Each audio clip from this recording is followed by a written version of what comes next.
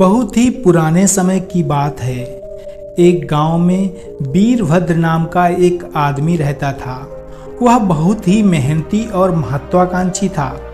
वीरभद्र अपने गांव का सबसे अमीर व्यक्ति बनना चाहता था, लेकिन बहुत ही कठिन परिश्रम करने के बाद भी उसके जीवन में कोई खास तरक्की नहीं हो पा रही थी। एक दिन उसके गांव में महात्मा बुद्ध आए हुए थे। यह बात वीरभद्र को भी पता चली, तो वह महात्मा बुद्ध के पास पहुंचा।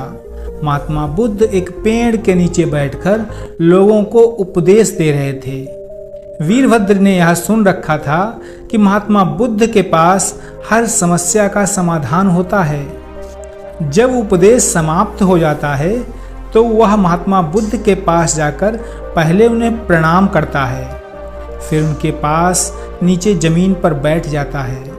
वीरभद्र महात्मा बुद्ध से कहता है कि हे महात्मा बुद्ध, मैं अपने जीवन में कठिन परिश्रम करता हूँ, क्योंकि मैं इस गांव का सबसे अमीर व्यक्ति बनना चाहता हूँ, लेकिन इतना सब कुछ करने के बाद भी मेरे जीवन में कोई खास परिवर्तन नहीं हो रहा है। कृपा करके मुझे कोई ऐसा उपाय बता दें जिससे मैं अपने गांव का सबसे अमीर व्यक्ति बन सकूं।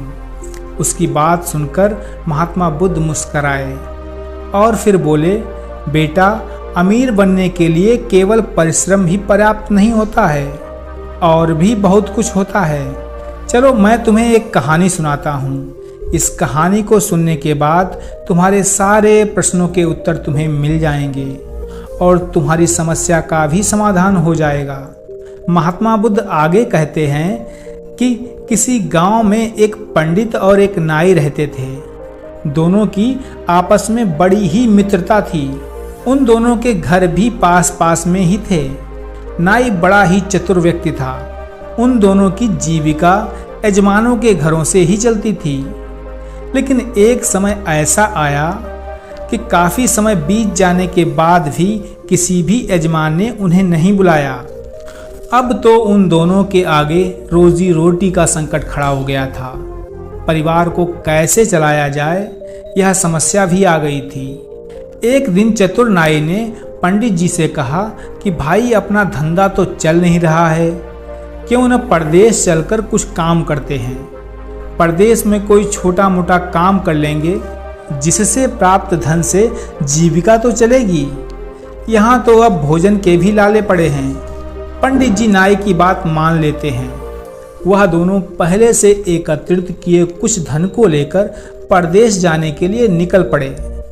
इसके साथ नाई ने अपने औजारों की पेटी रख ली और एक मोटी सी रस्सी, एक दही से भरी हुई मटकी और एक ढोलक, और साथ में कुछ सिक्के लेकर चलने लगा।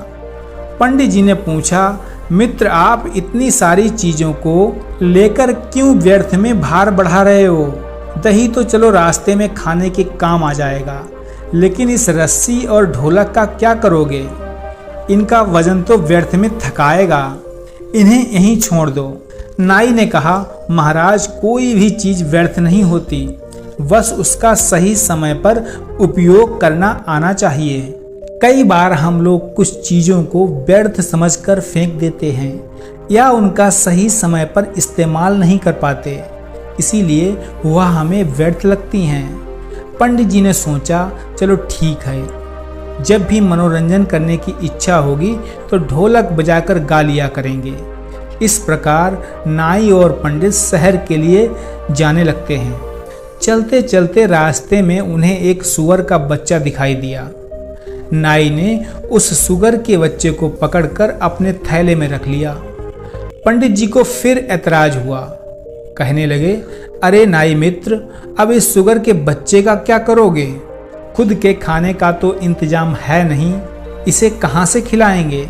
नाई बोला, कोई बात नहीं, मैं सब संभाल लूँगा, आप तो बस साथ चलिए। यदि कोई ग्राहक मिल गया तो इसे बेचकर पैसे भी बना लेंगे। इस प्रकार पंडित जी को समझाकर वह दोनों शहर के नज़दीक पहुंच गए। शहर में पहुंचने पर उन्हें पता चला कि यहाँ का जो राजा है, उसके पुराने महल में एक राक्षस आता है जो महल में रहने वालों को खा जाता है। अब तक वह सैकड़ों लोगों को खा चुका है।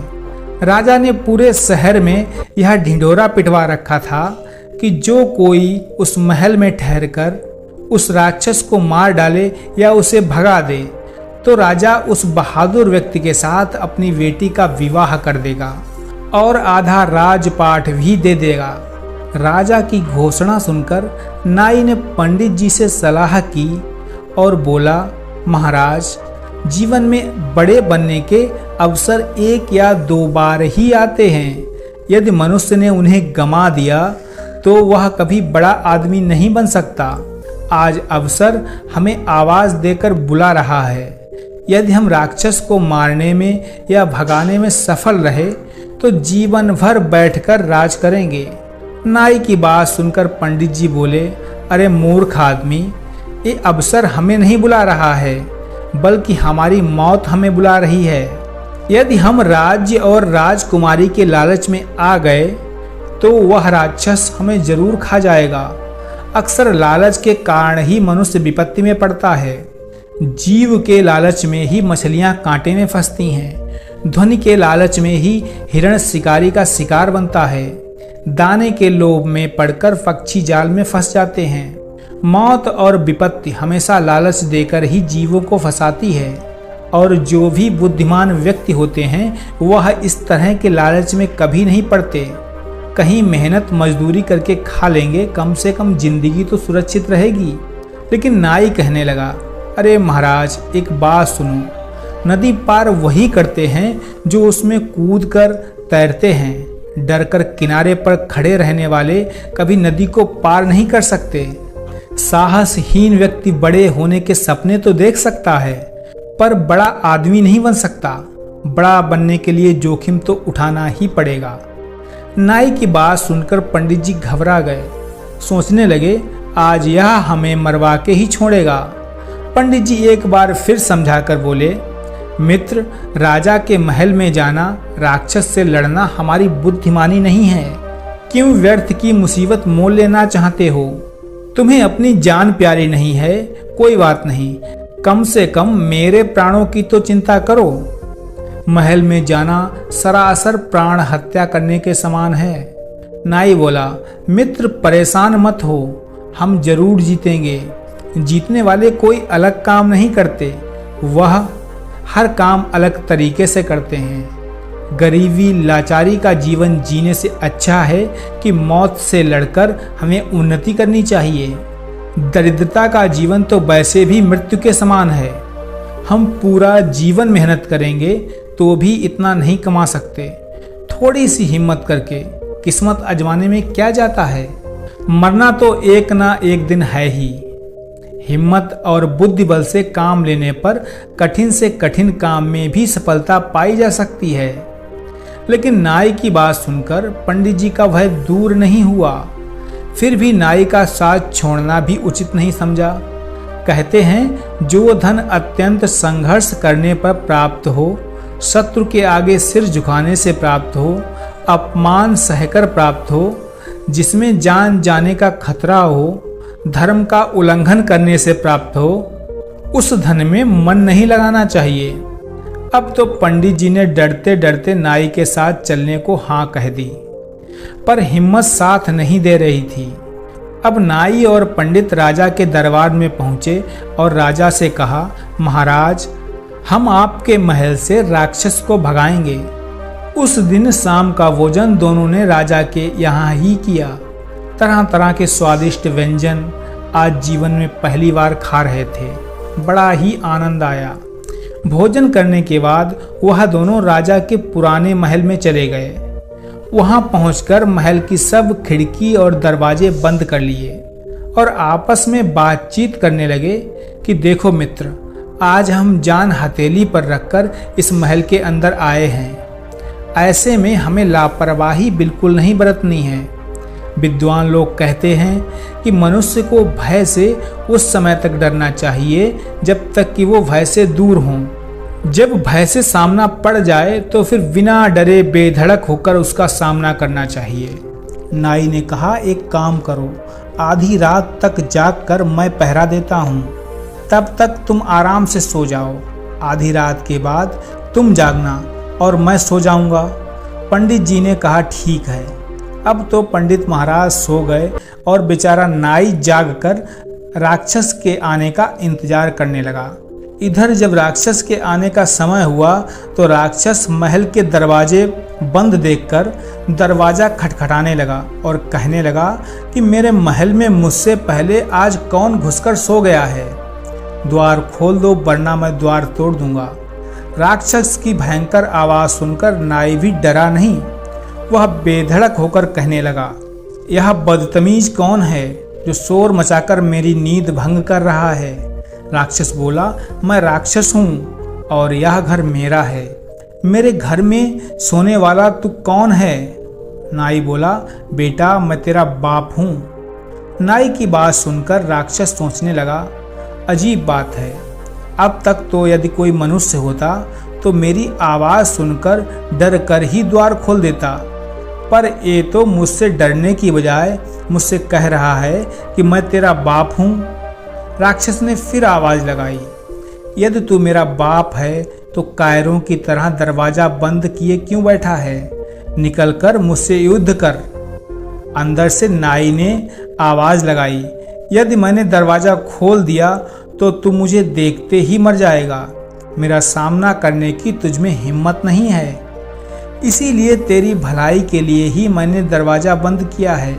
राक्षस ने भी सोचा, जरूर यह कोई मुझसे भी ताकतवर है, तभी तो बिना डरे मेरी बात का जवाब दे रहा है। कहीं यह वाकई में मेरा बाप तो नहीं है। फिर सोचा, अगर यह मेरा बाप होगा तो आकार में भी मुझसे बड़ा होगा और बल में भी मुझसे बड़ा होगा। राक्षस बोला, ठीक है, यदि तू मेरा बाप है तो अपना बल दिखा और मेरा भी देख। कुछ अपनी पहचान बता और मेरी भी पहचान देख। इतना कहकर राक्षस ने अपने सिर का एक बाल तोड़कर एक छिद्र से महल के द्वार के अंदर फेंक दिया और कहा कि यह देखो मेरा बाल है। राक्षस का बाल काफी मोटा था। तभी अंदर से नाई ने अपने साथ जो रस्सी लाया था उसे बाहर फेंकते हुए बोला, ले देख, ये मेरी मूंछ का बाल है। नाई के द्वारा फेंकी गई रस्सी को देखकर राक्षस डर कर सोचने लगा कि इसका मूंछ का बाल इतना बड़ा है तो यह कितना बड़ा होगा। उसने फिर से आजमाइश की और अपने सर से एक जूं पकड़कर भीतर को फेंका। राक्षस का जूं काफी बड़ा था। अंदर से नाई ने सुगर का बच्चा बाहर फेंकते हुए कहा, ले देख, यह मेरे सिर का जूं है। इतना बड़ा जूं देखकर राक्षस डर गया। अब राक्षस ने अपना थूक अंदर फेंकते हुए कहा, यह लो, यह मेरा थूक है। जवाब में नाई ने अंदर से मटकी से दही उड़ेल दिया और कहा, यह देख, यह मेरा थूक है। यह देखकर राक्षस के पैर उखड़ गए। वह सोचने लगा, जरूर ही यह मेरा बाप ही है। फिर भी उसने एक बार परीक्षा लेने की और सोची। उसने जोर से गर्जना की। उधर जवाब में नाई ने अपनी ढोलक पीटना शुरू कर दी। ढोलक की आवाज को गर्जना समझकर राक्षस बहुत डर गया। वह समझ चुका था कि अंदर कोई मुझसे भी बड़ा राक्षस है। नाई ने कहा, अबे पागल, पूरी रात परीक्षा ही करता रहेगा या फिर आमना सामना भी करेगा? लो, मैं दरवाजा खोलता हूँ, तू मेरा दर्शन भी कर लेगा। इतना कहकर दरवाजे के ऊपर छुप कर बैठ गया और पंडित जी से दरवाजा खोलने के लिए कहा। अब डरते डरते पंडित जी ने दरवाजा खोल दिया। राक्षस भी डरता हुआ धीरे धीरे जैसे ही अंदर बढ़ा तो नाई ने अपने उस तरह से राक्षस की नाक काट ली। अब राक्षस नाक पकड़कर रोता हुआ चिल्लाता हुआ वहां से भाग खड़ा हुआ और बोला, अब मैं यहाँ कभी नहीं आऊँगा, यह महल तुम ही रख लो। नाई बोला, खबरदार, आना भी मत। अगर आया तो अगली बार तुझे जीवित नहीं छोड़ूंगा। इस तरह सदा सदा के लिए वह राक्षस राजमहल को छोड़कर चला गया। अब शर्त के अनुसार नाई आधे राज्य का मालिक बन गया और राजा की बेटी से उसका विवाह भी हो गया। उसने अपने मित्र पंडित जी को अपना मंत्री बना लिया। तब राजा के रूप में नाई अपने मंत्री पंडित से कहता है कि हे मित्र, मनुष्य इन 4 बातों को सदैव याद रखे तो वह कभी गरीब नहीं रहेगा। पहली बात, अवसर को पहचानना चाहिए और उसे पकड़ने का प्रयास करना चाहिए, और जो आपके पास है उसे व्यर्थ की चीज न समझकर उसे सही समय पर इस्तेमाल में लाना चाहिए। दूसरी बात, हिम्मत के साथ बुद्धि बल से काम लेना चाहिए। बिना बुद्धि बल की सहायता के सूरवीर भी हार जाता है। बुद्धि से मनुष्य छोटा होकर भी बड़े से बड़े को पराजित कर सकता है। तीसरी बात, अपनी सोच सदैव बड़ी रखो। छोटा सोचने वाला कभी भी बड़ा नहीं बन सकता। कहते हैं जब सोच बड़ी होगी तभी मनुष्य बड़ा कदम उठा सकता है। चौथी बात, अमीर बनने के मार्ग में यह 6 चीजें बाधा बनती हैं। पहला, लापरवाही। दूसरा, औरत की गुलामी। तीसरा, बीमारी। चौथा, संतोष। पांचवा, बुजदिली।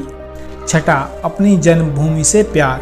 अब महात्मा बुद्ध आगे कहते हैं कि बेटा वीरभद्र, यदि इन बातों को आपने ठीक से समझ लिया तो जीवन में कभी भी गरीबी का मुंह नहीं देखना पड़ेगा। आप धीरे धीरे धनवान बनते चले जाएंगे। वीरभद्र इन चारों बातों को अपने जीवन में उतार लेता है और धीरे धीरे अपने गांव का सबसे सफल और धनवान व्यक्ति बन जाता है। तो दोस्तों, आपको हमारी कहानी कैसी लगी हमें कमेंट करके अवश्य बताइए, और अगर आपने अभी तक हमारा चैनल सब्सक्राइब नहीं किया है तो अवश्य कर लें। कल मिलते हैं एक नई कहानी के साथ, तब तक के लिए नमस्कार।